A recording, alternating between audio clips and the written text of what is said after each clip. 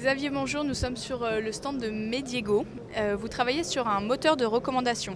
En quoi ce moteur est-il différent de ceux qu'on pourrait trouver sur le marché, comme celui d'un Netflix par exemple? Bonjour, alors Mediego est particulier dans le sens où il est basé sur l'utilisation, sur la navigation des utilisateurs, contrairement à d'autres moteurs de recommandation qui sont plus basés sur les items, c'est-à-dire les produits ou les contenus. Et il est en temps réel, c'est ça aussi? Et comment ça marche du coup, la recommandation en temps réel? Donc il est en temps réel évidemment, donc ça c'est notre point fort et en fait en temps réel ça veut dire qu'à partir du moment où il y a un nouveau contenu qui est vu par l'utilisateur, notre algorithme se met à jour pour mettre à jour les recommandations. Est-ce qu'on peut peut-être regarder une petite démo du service? Comment est-ce que ça fonctionne concrètement?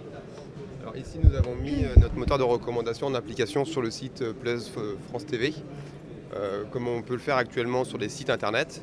Donc nous avons traqué pendant une semaine 1,5 million d'utilisateurs de France TV Plus qui ont vu donc différentes vidéos.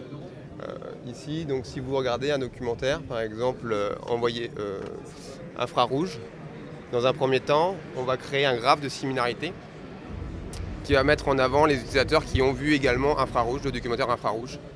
Et donc on va en faire une recommandation des vidéos qui ont été vues par ceux qui ont vu infrarouge et les plus populaires. Le profil utilisateur va s'agrémenter de nouvelles vidéos, par exemple c'est au programme, qui va mettre à jour le graphe de similarité et donc affiner les recommandations. Donc plus on voit de vidéos, plus le profil s'enrichit, et plus le profil s'enrichit, plus les recommandations sont pertinentes parce qu'on va trouver plus de profils similaires. Et donc les voisins, qu'on appelle ça, les voisins vont être beaucoup plus proches de l'utilisateur initial. Alors on pourrait se demander si, à force de faire de la recommandation, est-ce qu'on se coupe pas un peu de la partie découverte de contenu nouveau? Est-ce qu'on rentre pas un peu dans un filtre, dans une bulle de contenu qu'effectivement on aurait pu regarder nous-mêmes parce que ça nous plaît et on perd toute cette diversité un peu culturelle qui est chère aussi à nous, service public France Télévisions? Oui, je comprends bien et justement les moteurs de recommandation qui existent autres que Mediego sont souvent cantonnés justement à un produit ou à une catégorie de produits.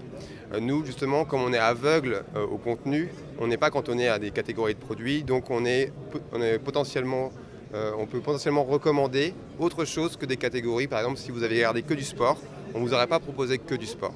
Ici, on peut vous proposer des émissions de divertissement comme des émissions d'information. Donc en fait, on laisse le travail de découverte aux utilisateurs qui vous ressemblent.